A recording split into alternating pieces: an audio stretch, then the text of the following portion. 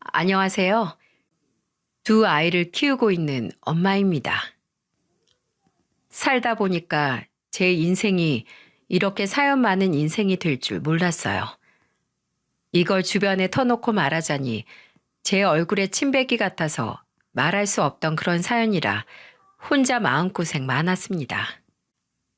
그러다 우연히 알게 된 채널이라 오늘은 제대로 한번 털어놓으려고 해요. 요즘은 투자 안 하고 살면 바보 소리 듣는 시대라고 하죠. 부동산이나 주식에 너도 나도 돈만 있으면 투자하고 보는 시대인 것 같아요. 투자하는 마음이야 대박 나서 잘 먹고 잘 살겠다고 하는 거겠지만 투자가 그렇게 쉬웠으면 못 사는 사람이 어디 있겠습니까? 안 그런가요? 이런 인생의 진리도 모르고 투자 우습게 봤다가 온 가족 거리에 나앉게 할 뻔했던 사람이 바로 제 남편이랍니다. 지금이라도 한 방을 꿈꾸고 주식에 섣부른 기대를 하는 분이 있다면 이런 사례도 있으니까 꼭 한번 봐주시기를 바랄게요. 인생 한 방을 꿈꾸던 남편은 원래 평범한 직장인이었습니다. 지인의 소개로 만나 슬아의 아들 하나, 딸 하나를 낳고 사는 동안에 한 번도 실망시킨 적이 없던 사람이었죠. 보통 애들 키우다 보면 부부들 가사 노동이나 육아 문제로 많이 싸운다고 하잖아요. 저는 남편과 집안일, 육아로는 싸워본 적이 없답니다. 특히 첫째랑 둘째가 2살 터울이라서 육아로 정신 없을 때는 남편이 나서서 밥상도 차리곤 했어요. 요리도 남자치고는 잘하던 편이라서 생선을 직접 구워서 한 상을 차려내기도 했죠. 그리고 밥상 다 차려놓고 나면 남편은 저를 부르며 말했답니다. 여보, 내가 애들 보고 있을 테니까 당신부터 저녁 먹어. 내가 애들 보고 있을 테니까 당신이 얼른 먹고 와서 애들 봐. 내가 밥 먹고 마지막 정리할 테니까. 주방 일은 남자가 하는 거야. 애들이 엄마랑 잠시도 안 떨어지려고 하는 거 봐. 따뜻할 때 얼른 당신 먼저 먹어. 밥 먹고 내가 분리수거까지 다 하고 올게. 애들 키우는 엄마들 보면 국 따로 밥 따로 먹는 거 엄청 힘들다고 하잖아요. 그래도 저는 가정적인 남편 덕분에 평일 저녁이나 주말에는 늘 잘 챙겨 먹는 편이었죠. 게다가 출근할 때는 음식물 쓰레기도 알아서 척척 들고 나가기도 했습니다. 매번 아침마다 음식물 쓰레기 당번처럼 들고 나가는데 옷에 냄새라도 배일까봐 말렸던 적도 있어요. 여보, 음식물 쓰레기 두고 나가. 출근할 때마다 그런 거 들고 나가면 손도 찝찝하고 혹시라도 버리다가 옷에 뭐라도 묻으면 어떡해. 에이, 괜찮아. 잠깐인데 뭘. 아침에 음식물 쓰레기만 버려줘도 당신 할 일 줄어드는 거잖아. 하루 종일 애들 보느라 힘들 텐데 내가 이거 하나 못 버리겠어? 그래도 누가 보면 저 집 여자는 아침마다 남편 손에 쓰레기 들려서 보낸다고 욕하겠네. 그거 동네 사람들끼리 부러워서 그러는 거야. 나 진짜 괜찮으니까 신경 쓰지 마. 남자들이 가장 기피한다는 쓰레기가 음식물 쓰레기라던데 남편은 말 안 해도 아침에 버리고 나가야 편하다면서 꼭 그걸 들고 나갔어요. 오죽하면 아침마다 쓰레기 들고 나가는 남편 보면서 동네 사람들이 욕하는 거 아니냐면서 우스갯소리도 할 정도였습니다. 그 후로도 남편은 아이들이 1살씩 커갈수록 그야말로 최고의 아빠였죠. 첫째가 아들이라서 클수록 이리 뛰고 저리 뛰고 에너지가 하루가 다르게 넘쳐났어요. 남편은 늘 남자애는 몸으로 아빠가 같이 뛰어놀아줘야 금방 큰다면서 주말이면 아들을 데리고 나갈 준비를 했습니다.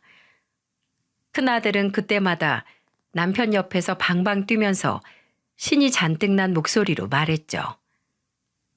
아빠, 우리 오늘은 어디로 가요? 오늘은 아빠랑 지훈이랑 축구 교실 갔다가 엄마가 싸준 도시락 먹고 오자. 신난다. 아빠 최고. 나랑 같은 유치원 다니는 친구는 아빠가 같이 축구도 안 해준대요. 우리 반에서 아빠랑 축구도 하고 총놀이도 하는 애는 나밖에 없어요. 어이구, 그랬어? 아빠가 더 분발해서 우리 지훈이 재밌는 거 잔뜩 만들어줘야겠네. 큰아들은 유치원만 가면 주말에 아빠랑 뭘 했는지 떠드는 게 자랑일 만큼 아빠 껌딱지였어요. 확실히 남편이 아들과 같이 직접 뛰고 이것저것 많이 해줘서 그런지 큰아들은 남편을 저보다 더 따랐습니다. 이런 남편 덕분에 저는 2살 터울이었던 둘째 딸까지 키우면서도 이 정도면 애들 키울만 하다 싶은 생각을 했던 것 같아요. 자상하고 가정적인 남편을 누구보다 좋아했던 건 특히 친정 아버지셨죠. 남편이 집안일에 육아까지 적극적으로 나서주니까 우리 딸 시집 잘 갔다면서 좋아하셨어요. 그래서 아버지는 남편만 보면 당부하듯 이런 말씀을 하셨습니다. 김서방 앞으로도 쭉 이렇게 살아줘. 돈 많다고 잘 사는 거 아니야. 부부란 자고로 같이 가정을 만들어가는 거야.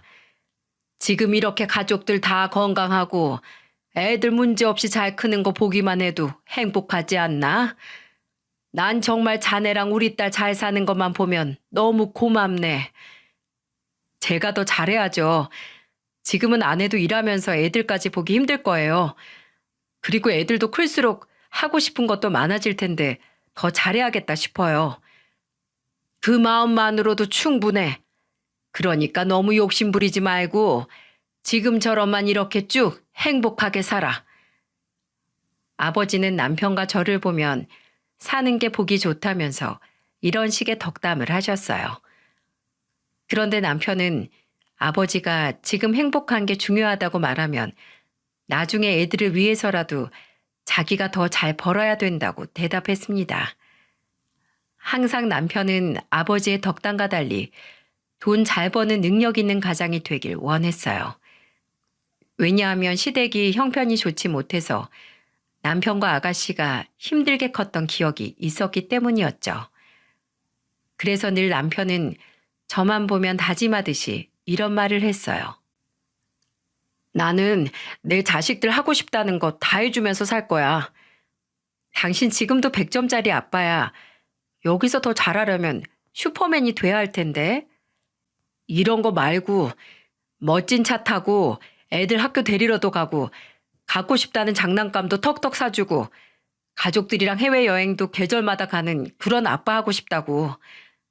그렇게 사는 집이 세상에 몇이나 있어. 그냥 집 근처 공원이나 다니면서 살아. 당신 두고 봐. 내가 꼭 슈퍼카 뽑아서 진짜 슈퍼맨 아빠 남편 될 테니까. 남편 마음이야 100번 이해하지만 가끔은 꼭 저렇게 해야 될까 싶을 때도 있었답니다. 그런데 뭐 어디 믿는 구석이라도 있는지 계속 자기는 좋은 차, 좋은 집 다 누리고 살 거라면서 말하는 거예요. 그래서 남편이 일주일에 한 번씩 복권 사면서 늘 하던 헛소리를 하고 있구나 싶었죠. 평범한 서민이 저렇게 살려면 로또 말고 답이 있을까요? 그래서 남편이 복권 사고서 귀여운 허풍을 떨고 있구나 했습니다. 그런데 언제부턴가 남편이 정말로 외제차를 보고 있는 거예요.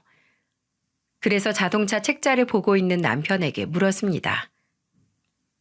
당신 복권 당첨됐어? 갑자기 차는 뭐하러 봐? 아니, 그냥 혹시나 하고 보는 거지. 우리가 벼락처럼 돈이 생길 수도 있잖아. 뭐야, 정말 나 몰래 복권이라도 됐어? 아니야, 그냥 본 거야. 먼 훗날 바꿀지도 모르는 우리 차라고 생각하고 본 거야. 그때 장난처럼 말하는 남편이 좀 의아하긴 했어요. 정말 자동차 매장에라도 다녀온 건지 외제차 책자를 보고 있었죠. 그래도 차가 바뀌거나 하지 않아서 그냥 잠깐 구경 다녀왔구나 하고 넘겼어요.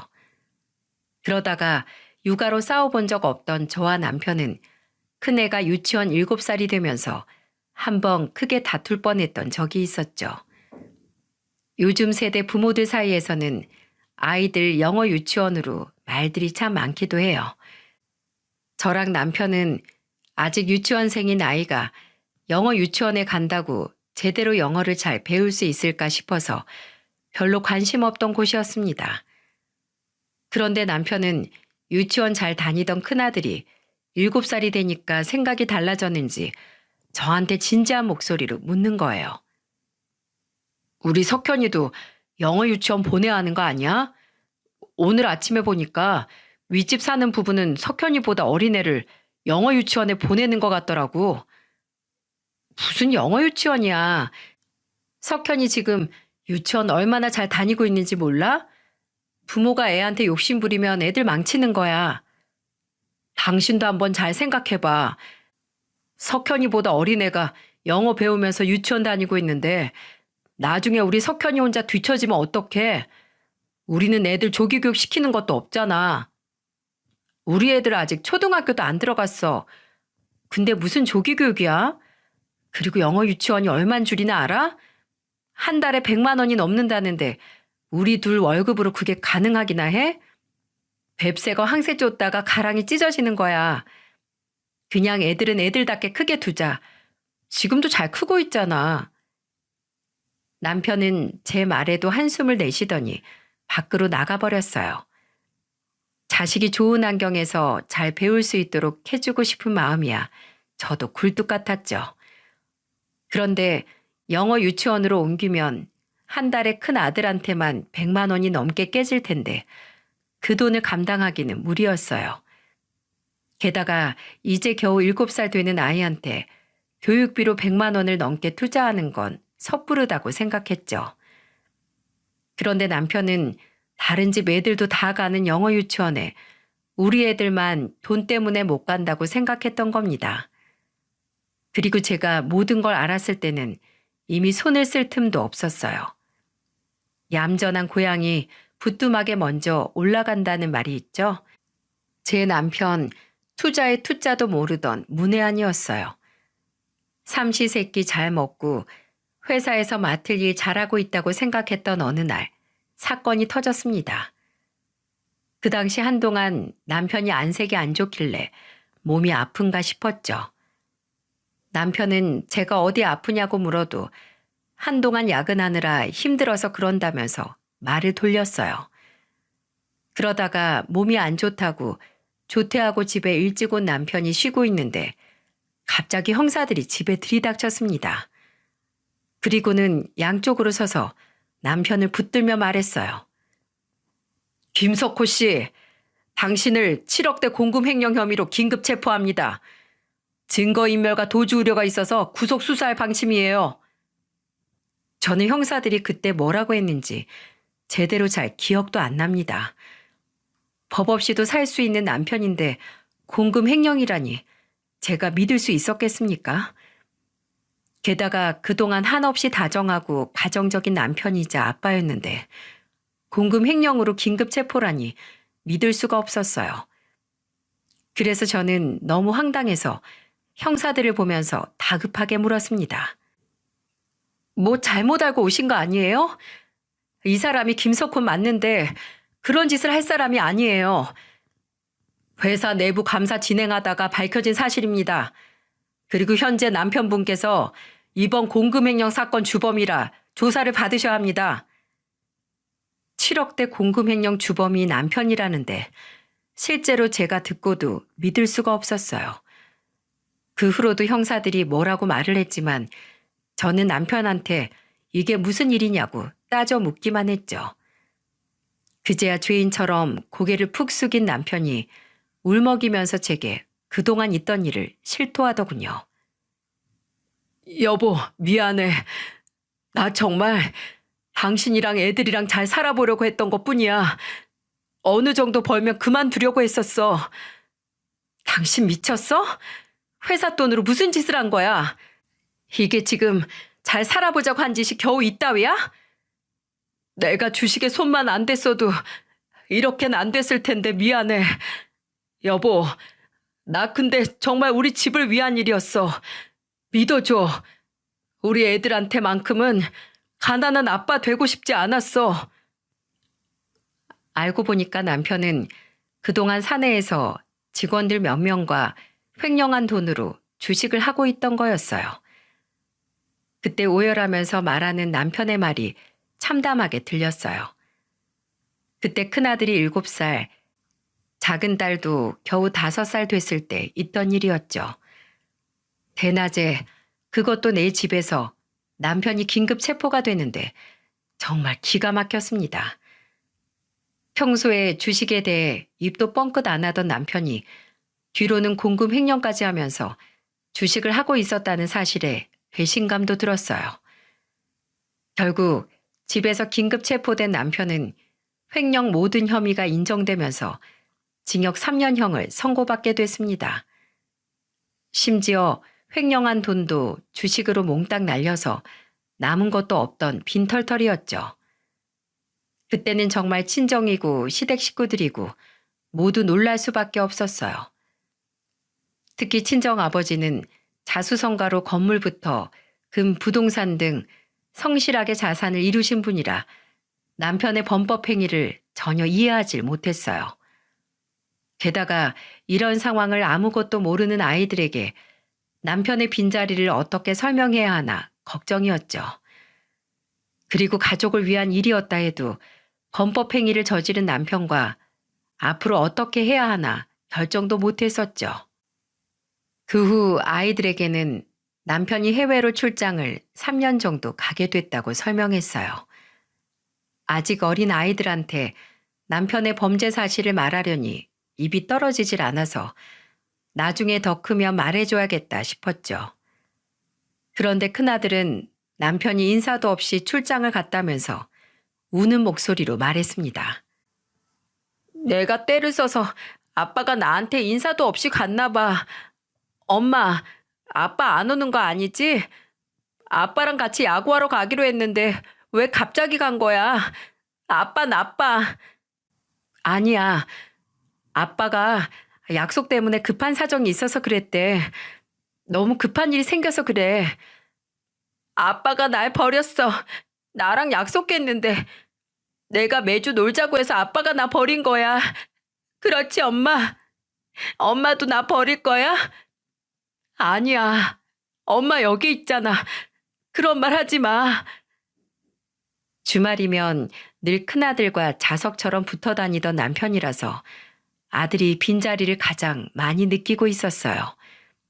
울면서 투정 부리는 아들 안고서 얼마나 울었는지 모릅니다. 저도 이렇게 믿을 수 없는 현실 앞에 막막한데 아이들은 어땠을까 싶어요. 특히 남편이 수감되어 있는 동안 셋이 마트라도 가면 아빠와 다정하게 마트에 온 다른 가족들을 보며 한동안 눈을 떼질 못했습니다. 그 모습을 보니까 정말 마음이 다 아팠어요. 둘째 딸도 늘 집에 오면 남편과 같이 보던 동화책만 혼자서 보고 있는 거예요. 그래서 제가 딸 옆으로 가서 동화책을 대신 읽어주려고 하면 딸은 조심스러운 목소리로 이렇게 말했습니다. 이 책은 아빠가 잘 읽어줘. 나 잠들기 전에 아빠가 이거 읽어줬었단 말이야. 엄마, 아빠한테 전화 좀 걸어줘. 아빠는 우리랑 시간이 달라서 지금 잘 시간이야. 그래서 전화를 못 받아. 한 번씩 아빠한테 전화를 걸어달라고 하는 애들 때문에 둘러대느라 혼을 다 뺐어요. 그러다 안 갈 것 같던 시간도 흘렀고 남편이 석방되던 날 저는 이산가족 상봉이라도 하는 줄 알았습니다. 남편은 바로 집으로 와서 가장 먼저 아이들부터 만났어요. 아들이 10살, 둘째가 8살이 되던 해 오랜만에 남편을 본 아이들은 하염없이 울었습니다. 특히 아들 지훈이는 남편한테 안기면서 통곡을 하며 말했어요.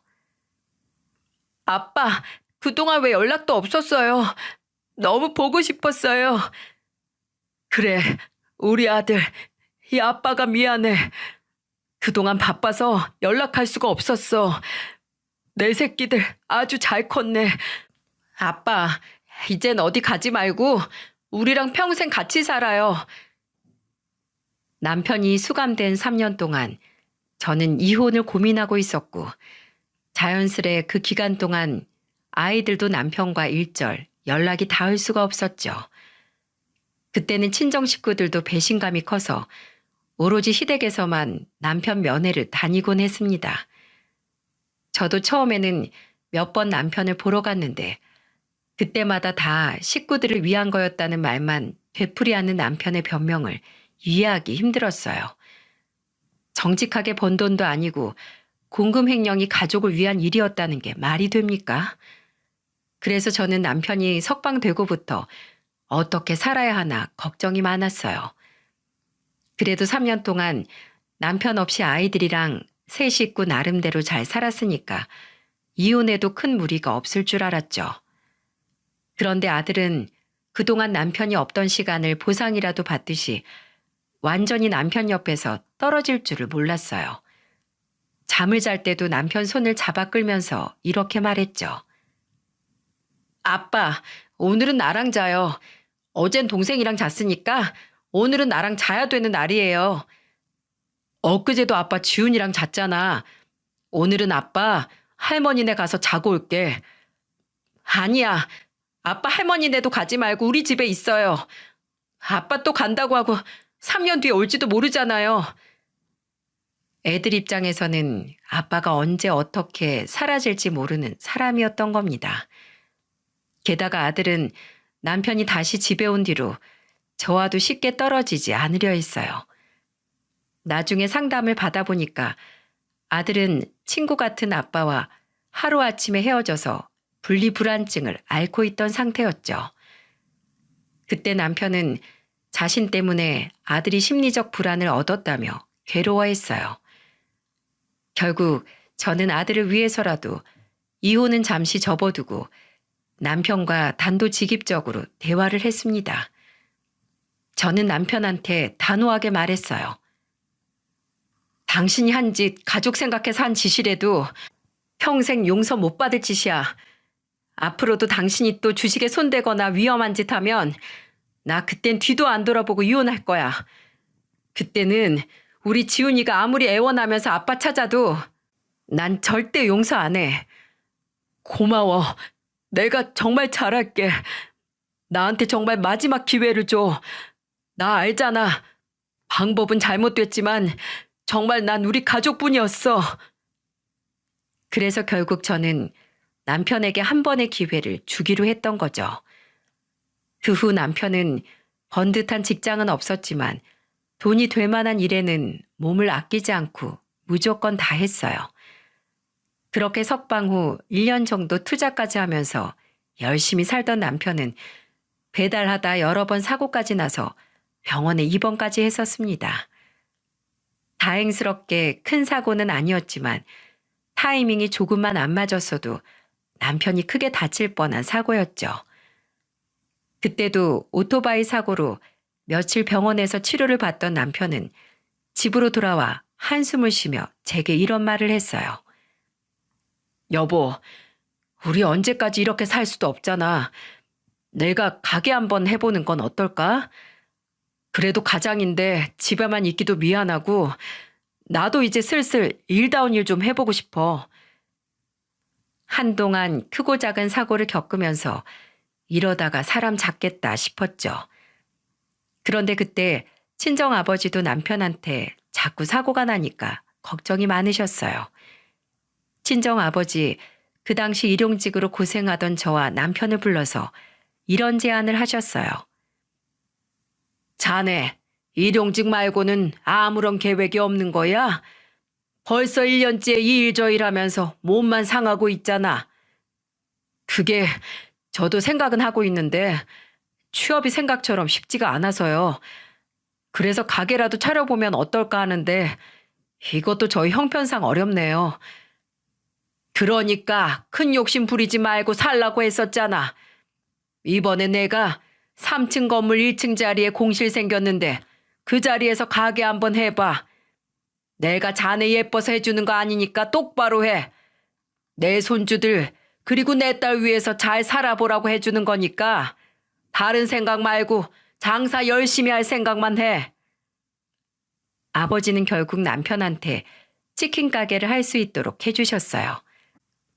그때 남편은 아버지 손을 잡으면서 정말 열심히 하겠다고 눈물을 흘리면서 대답했죠. 저도 그제야 매일 생사를 오고 가는 남편 걱정을 덜 수 있었어요. 그렇게 치킨 가게를 차린 남편은 한동안 가게에만 붙어 있을 정도로 최선을 다했습니다. 가끔씩 친정 아버지를 불러 치킨에 맥주도 한잔 하기도 했어요. 아버지는 늘 남편 자라나 감시하러 간다면서도 둘이 밤새도록 떠들기도 했죠. 이제는 우리 가족도 점차 평범한 생활을 되찾아가는 듯 했습니다. 그런데 이제야 괜찮아졌다 싶을 때 아버지가 갑자기 뇌출혈로 쓰러지셨어요. 평소 건강도 잘 챙기셨고 누구보다 건강했던 아버지라서 치료만 받으면 괜찮아지실 줄 알았는데 아버지는 결국 치료 도중 세상을 떠나셨습니다. 항상 든든하게 가족을 지켜오던 아버지의 죽음 앞에 온 가족이 다 슬퍼했어요. 그리고 특히나 마지막까지도 아버지와 많은 이야기를 나누던 남편은 친정 아버지 빈소 앞에서 오열을 하며 말했어요. 장인어른, 저 성공하는 거 보신다고 하셨잖아요. 제가 꼭 잘 사는 모습 보여드리겠다고 약속했는데 이렇게 가시면 어떡해요? 아직 은혜도 다 갚지 못했는데 이렇게 가시면 죄송해서 제가 어떻게 살아요? 제대로 취업도 못하고 사회에서 아무도 믿어주지 않아 일용직을 전전하던 남편에게 유일한 믿음을 보여준 사람이 아버지였어요. 아버지는 그때 치킨을 핑계로 남편을 찾아가서 지난 날은 털어내고 앞으로 성실하게 살자면서 위안을 주고 계셨던 겁니다. 그래서 남편은 정말 사위라고는 믿을 수 없을 만큼 아버지 영정 사진을 보며 한참을 울었던 거예요. 이게 무슨 운명의 장난인가 싶지 않습니까? 하지만 더 기가 막힌 건 이런 장난 같은 운명이 끝나지 않았다는 겁니다. 그때 아버지 장례가 끝난 후 남편은 일밖에 모르는 사람처럼 일에만 빠져 살았어요. 아무래도 자기를 끝까지 믿어준 아버지가 갑자기 떠나니까 충격이 큰 것 같았죠. 그렇게 일만 하게 뒀는데 한 번은 집에 올 생각도 안 하고 가게에만 있는 거예요. 애들 재워놓고 혼자 가게로 갔는데 저는 그때 가게에 있는 남편 모습 보고 정말 깜짝 놀랐습니다. 글쎄, 가게 영업 끝내놓고 혼자 가게에서 주식 방송을 보고 있는 거 있죠? 너무 놀라서 남편한테 소리치며 말했습니다. 당신 지금 뭘 보는 거야? 설마 또 주식이야? 여보, 당신이 이 시간에 여길 어떻게 온 거야?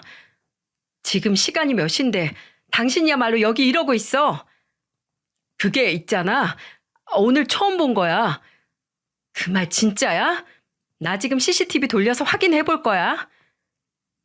저는 처음이라면서 횡설수설하면서 말하는 남편이 못 믿어왔어요. 그래서 남편을 밀치고 카운터로 가서 컴퓨터로 CCTV를 돌려봤죠. 그랬더니 그동안 일은 아르바이트생이 다 하고 남편은 카운터에서 핸드폰만 붙들고 있는 모습이 찍혀 있었어요. 게다가 카운터에 찍힌 CCTV를 보니까 남편은 가게에 있는 컴퓨터로도 주식 차트만 보고 있었어요. 도박이나 투자는 지나가는 개가 똥을 끊는 것만큼 어렵다는 말 들어보셨나요? 남편이 주식 차트 보는 모습을 보는데 차라리 똥개가 똥을 끊는 게 빠르겠다 싶었어요. 그래서 저는 그때 남편한테 소리치며 말했어요. 주식하다가 인생 나락으로 떨어져 봤으면 됐지. 아직도 주식을 해? 내가 당신 주식 또 하면 이혼이라고 했지? 한 번만 봐줘. 정말 안 그럴게. 이렇게 장사해서 언제 돈 벌어? 나도 장인어른처럼 살고 싶어서 그랬다고. 뭐? 너 지금 그걸 말이라고 해? 옛날에는 나랑 애들 때문에 주식했었다며? 이제는 우리 아버지처럼 살고 싶어서 그랬다고? 어쩌면 그렇게 뚫린 입으로 변명만 나와? 사실 가족들은 다 핑계잖아.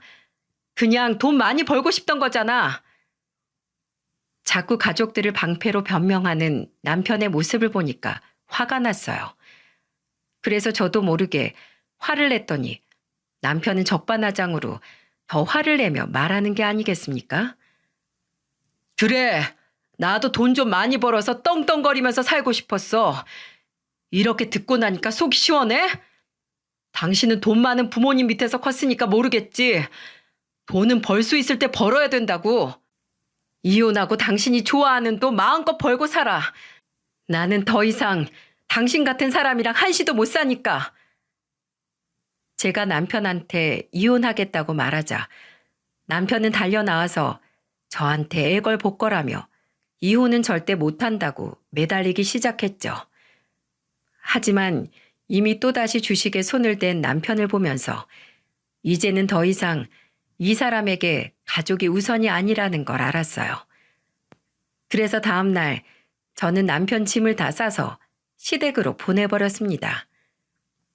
그러자 남편은 제게 전화해서 울면서 애원했어요. 우리 애들 아직 초등학생이야. 아빠 없는 충격을 2번 겪게 할 수 없잖아. 또 애들 핑계대고 있는 것 좀 봐. 애들한테는 당신 같은 사람 필요 없어. 내 눈에 흙이 들어와도 나는 절대 이혼 안 해줘. 끝까지 이혼 못한다면서 버티는 남편 때문에 저는 변호사까지 선임해서 이혼 소송을 준비했어요. 처음에는 애들을 어쩌나 걱정했는데 남편이 이혼 못 해준다고 집에서 난동을 부리는 걸 보고 애들이 잔뜩 겁먹어서 친정에 가 있기도 했죠.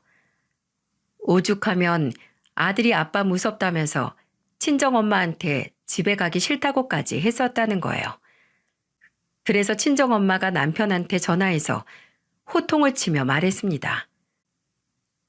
김서방, 능력이 없으면 성실하게 돈 벌 생각을 해야지. 주식에 또 손을 대? 내가 주식하지 말라고 했지. 그리고 장사가 하루 이틀에서 대박이 날 것 같으면 다 장사하지 누가 회사를 가. 나는 자네처럼 요행을 바라는 사위 필요 없으니까 하루빨리 갈라서게. 어머니는 저희가 어릴 적에 시장에서 오랜 기간 장사를 해본 적이 있던 분이라 남편을 더 타박하셨던 거예요. 그런데도 남편은 억울하다면서 끝까지 이혼 못한다고 버텼습니다. 제가 일하던 보건소 앞에까지 찾아와서 남편은 제가 퇴근할 때까지 기다리다가 울면서 말했죠. 여보, 나 정말 기회 좀 줘. 내가 잘할게. 난 그동안 당신한테 수도 없이 기회를 줬어. 심지어 돌아가신 아버지까지 줬던 기회를 무용지물로 만든 건 당신이야. 그러니까 곱게 이혼이나 해. 남편은 보건소 앞에서 정말 오열을 하며 울었어요. 너무 창피해서 저는 남편을 그 자리에 두고 얼른 집으로 가버렸습니다. 그렇게 한동안 전화, 문자 다 피하니까 남편은 목표를 바꾸기 시작했죠. 바로 저희 친정엄마를 찾아가서 손이 발이 되도록 비는 일이었어요. 그런데 남편이 엄마를 찾아갔던 날 엄청난 사건이 터지고 말았습니다. 그 당시 친정에 홈 CCTV가 없었다면 정말 억울한 일을 당했을지도 몰라요. 그때 한창 저한테 이혼 못한다고 고집을 부리다가 저랑은 대화가 안 된다 생각했는지 친정으로 갔던 겁니다. 거기다 이혼하는 마당에 장모님 댁 간다고 홍삼까지 사서 간 모양이었죠. 그날 점심쯤 엄마는 남편이 집에 다녀갔다면서 저한테 당시 상황을 전화로 설명해 줬습니다. 처음에는 문도 안 열어주려 했는데 집 앞에서 너무 애원을 하며 말하길래 문을 열어주셨대요. 그리고 거실에 앉은 남편은 엄마에게 홍삼을 건네면서 이런 말을 했다고 했습니다. 장모님, 이거 좀 드세요. 통화하는데 기운 없어 보이시길래 사왔어요. 일단 이거 한 포 드시고 저랑 천천히 대화 좀 해주세요. 제가 다 설명해 드릴게요. 내가 자네랑 이런 거 마시고 얘기하게 생겼나? 장모님, 저 정말 마지막으로 기회 좀 달라고 빌러왔어요. 저 그동안 이혼 소송하는 아내 보면서 느낀 게 많아요. 행복하게 해주겠다고 했는데 이런 모습 보여서 죄송해요. 정말 면목 없습니다. 이거라도 한 포 드세요. 남편은 괜찮다고 거절하는 엄마의 말에도 귀엽고 홍삼을 한 포 까서 엄마한테 하나 내밀었다고 했죠. 결국 이미 깐 걸 손에 쥐고 있으니까 엄마도 홍삼을 마시게 된 거예요. 그리고 엄마가 홍삼 마신 걸 본 남편은 엄마 앞에 대뜸 무릎을 꿇고 빌기 시작했다고 했습니다. 장모님, 저 정말로 가정 지키고 싶습니다. 다 제가 능력이 없어서 벌어진 일이에요. 그러니까 제발 이혼만은 막아주세요. 어떻게든 제가 되돌려 놓겠습니다. 이미 엎질러진 물이야. 이미 신뢰가 깨졌는데 부부가 어떻게 더 살아. 그리고 그 주식 그거 자네 장인어른도 하지 말라고 그렇게 말렸는데 기어코 이 사단을 만드네. 아휴, 나는 내 딸 설득 못해. 자네 탓을 해야지 누구 탓을 하겠나? 안 그래? 저 정말로 믿어주세요. 진짜예요. 장모님이 아내만 설득해 주시면 제가 다시는 실망시키는 일 없게 할게요. 장인어른 돌아가시고 장모님께 저 정말 잘했잖아요. 그동안 정구도 갈러오고 무거운 거 들어도 주러 오고 저 정말 듬직한 사위였잖아요. 그러니까 저 좀 믿어주세요. 그동안 사위로서 자기는 참 잘했다면서 엄마를 설득하려 했던 거예요. 하지만 딸 고생하는 거 옆에서 다 봐온 엄마가 호락호락 했겠습니까? 결국 한참을 남편과 얘기를 하다 겨우 남편을 집에서 내보낼 수 있었다고 했어요. 그 얘기를 듣고 나니까 철거머리가 따로 없다는 생각에 하루빨리 남편과 정리해야겠다 싶었죠. 그런데 그날 저녁 집으로 돌아와 아이들을 챙기고 있는데 엄마한테 다급한 전화가 걸려왔습니다. 민수가 네 남편 조심해. 뭔가 있다. 엄마, 그게 무슨 말이야? 엄마 지금 응급실 가고 있어. 아이고, 나 죽겠다. 나 죽어. 저는 갑자기 응급실로 가고 있다는 엄마의 전화에 너무 놀랐어요. 그래서 아이들만 집에 두고 택시를 잡아 타고 병원으로 갔죠. 허겁지겁 엄마를 보러 갔다가 의사 말을 듣고 저는 정말 깜짝 놀랐습니다. 글쎄 의사가 저를 보면서 걱정스러운 이런 말을 하더라고요. 어머님, 위세척 조금만 늦었어도 정말 큰일 날 뻔하셨어요. 홍삼을 잘못 드신 것 같은데 좀 더 확인해 봐야 될 것 같네요. 저는 홍삼이라는 말에 응급실 한켠에 누워있는 엄마한테 가서 손을 잡으며 말했어요. 엄마, 이게 다 무슨 일이야? 괜찮아? 머리 검은 짐승 거두는 거 아니라더니 내가 그놈 자식 경찰에 신고했다. 너도 이거 좀 봐. 그게 무슨 말이야? 너무 놀라서 저는 엄마한테 물었는데 울먹이면서 엄마가 보여준 영상에는 보고도 어이없는 영상이 찍혀 있었어요. 그건 바로 남편 놈이 엄마가 병원에 실려가는 걸 보고 집안에 침입하는 모습이 찍혀 있던 거였죠. 그제야 이 모든 게 계획됐다는 걸 깨달은 거예요. 남편은 오전에 홍삼을 들고 엄마를 찾아갈 때 이미 싸구려 가짜 홍삼을 들고 찾아갔던 겁니다.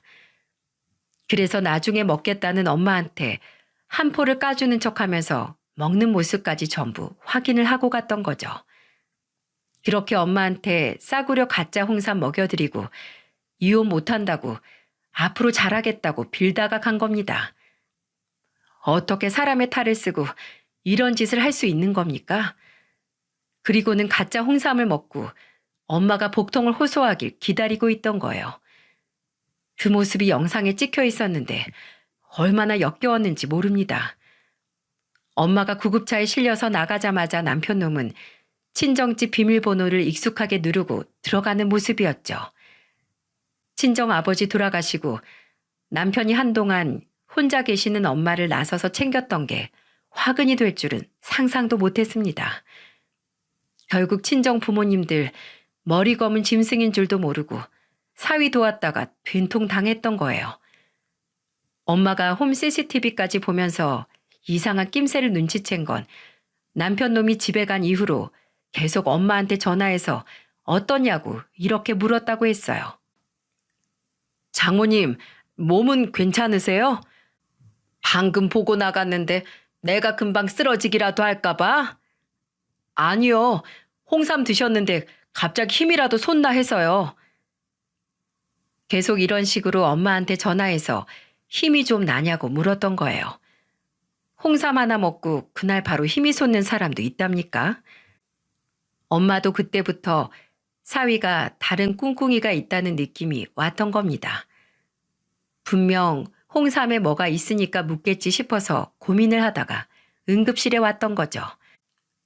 그때 녹화된 영상을 보니까 남편은 익숙한 듯 들어와서 거실부터 안방을 뒤지기 시작했대요. 그래서 엄마는 기가 막히다는 듯이 말했습니다. 쥐새끼처럼 집구석 들어오더니 결국 네 아빠 금덩이 훔쳐가려던 거였어. 내가 금고 사다 두자고 하길 잘했지. 안 그랬으면 눈 뜨고 코 베일 뻔했네. 안방에 그런 게 있었어? 네 아버지가 금으로 재테크한다고 하나씩 사모았는데 그 소리를 또 어떻게 듣고는 이 망할 놈이 집을 털어먹으려고 했네.